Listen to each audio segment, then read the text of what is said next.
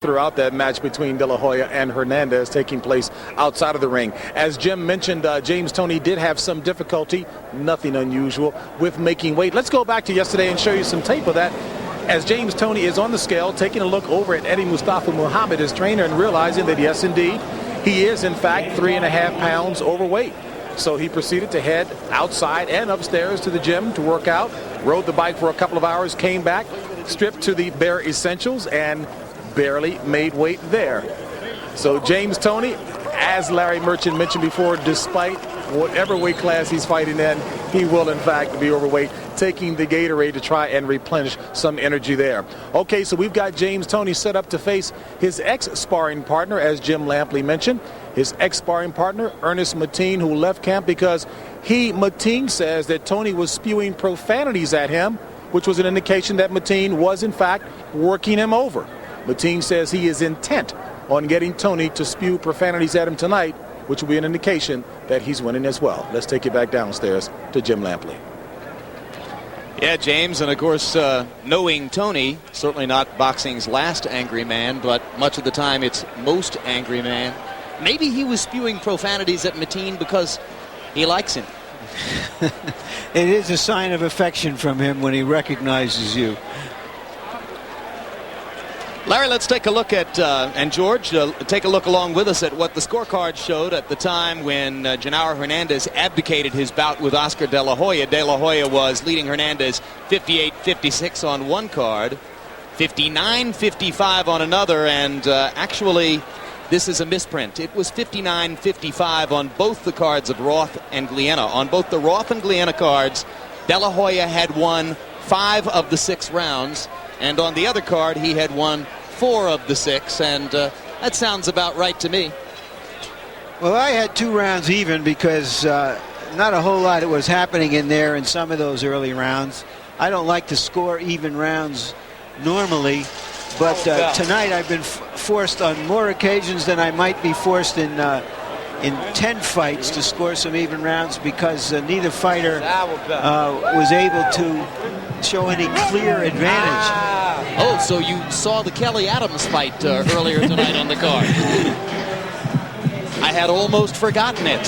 Here's Ernest M16 Mateen from Bedford-Stuyvesant in Brooklyn, New York. He will be the opponent tonight for James Toney.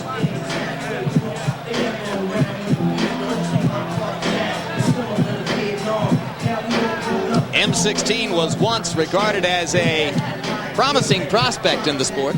He never really improved his technique. And when he got to the higher levels of competition, he started losing and has been losing fairly regularly for the past year and a half. He was 21-0 at one point. He's now 23-4-1 with 9 KOs. Remember, our fighters' records are brought to you tonight by The Ring, the Bible of boxing.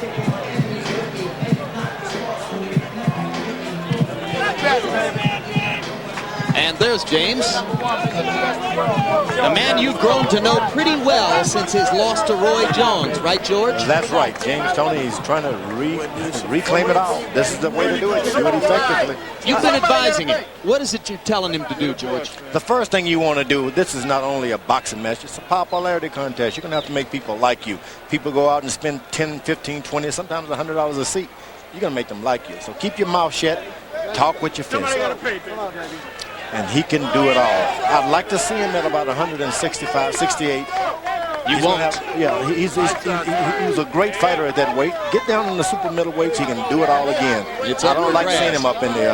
Well, it's up for grabs where he's going, George, because a lot of us would agree with you that he was best at 168, and I think that's the best chance he would have to get another fight with Roy Jones, which is his holy grail. His manager, Stan Hoffman, taking over for the deposed Jackie Callan, sees him as a light heavyweight, 175. His trainer, Eddie Mustafa Muhammad, perhaps the realist in the group, thinks that James will ultimately be a 215-pound heavyweight. You think we can keep him down to 215? That means he'll come in at around 218 and a half.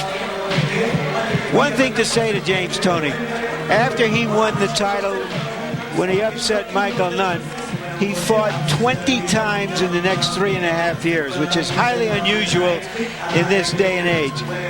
So we know that in order to try to regain his stature, he's not afraid to go out there, fight for smaller purses until such time as he can at least get a shot at regaining that stature.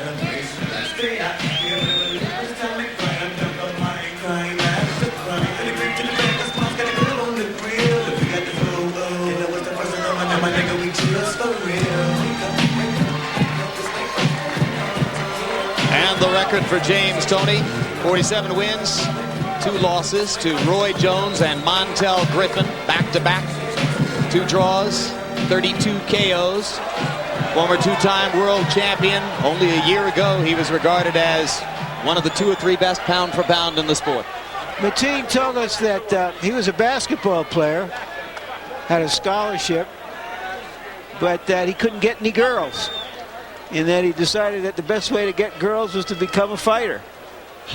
So he's a fighter. Thousands of basketball players are insulted or perhaps confused. Tail of the tape between James Toney and Ernest M16 Mateen. Mateen a couple years older, 3 inches taller. Weight 175. Well, that was at the weigh-in last night. You remember Toney's gargantuan 18-pound weight gain between weigh-in and fight against Roy Jones? He's done it again. He weighed 195 in that shot at 6:58, meaning he's gained, are you ready, 20 pounds since last night. Well, he was wearing shoes and other paraphernalia, so I think he got close to the 17 or 18-pound gain. But that's just nuts. It's just a signal that he thinks that the way to get in shape is by fighting a lot, and that he still has no discipline when it comes to what he puts in his mouth. Punch stat numbers, Larry. And here's an indication of how busy these fighters are, how accurate these fighters are, and I don't know what, if anything, these numbers mean. Well, try again. What we found out here is Mateen does use the jab more. He's 6'3", has a reach advantage. Harold, what do the rules mean? James Toney and Ernest Mateen will fight tonight. 12 rounds. There is no standing egg count. No 3 knockdown rule. Only the referee can stop the fight, and you cannot be saved by the bell in any round, including the last round. Jim. All right, up to the man who came to dinner, Michael Buffer. And now, ladies and gentlemen, Top Rank Incorporated, along with your undisputed king of beers, Budweiser, present another world title bout. This contest is sanctioned by the Nevada State Athletic Commission. Nevada officials at ringside will remain the same, along with the World Boxing Union. President John Robinson, WBU Supervisor at ringside Don Hazelton.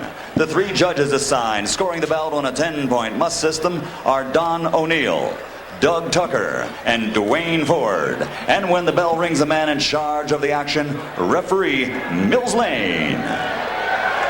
And now, ladies and gentlemen, 12 rounds of boxing for the light heavyweight championship of the world.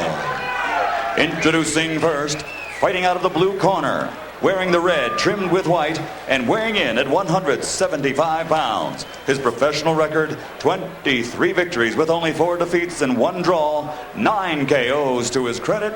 Ladies and gentlemen, introducing the challenger from Brooklyn, New York, Ernest M16 Mateen. And his opponent across the ring, fighting out of the red corner, wearing the gold trimmed with black, also weighing in at 175 pounds. Fighting out of Ann Arbor, Michigan, he brings an outstanding record of 47 victories, 32 by KO, against 2 defeats with 2 draws. He is a 3-time world champion, ladies and gentlemen, presenting the light heavyweight champion of the world, James Lights Out Toney.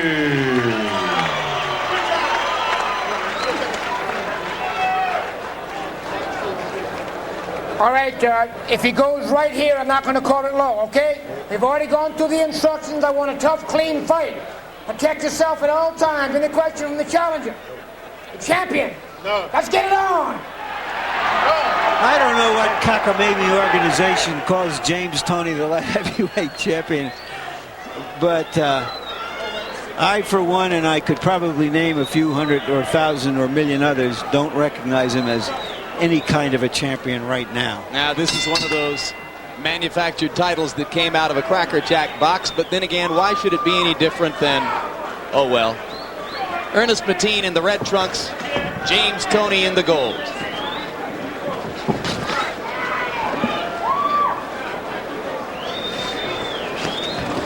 In the ring, George Foreman, what are you looking for from James Toney?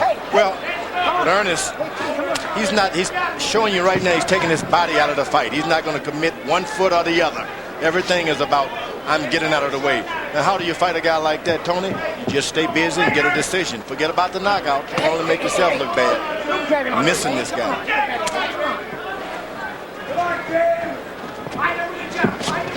Toney made the same mistake trying to knock out that great middleweight. Just can't throw one punch at a time, especially in the light heavyweight division.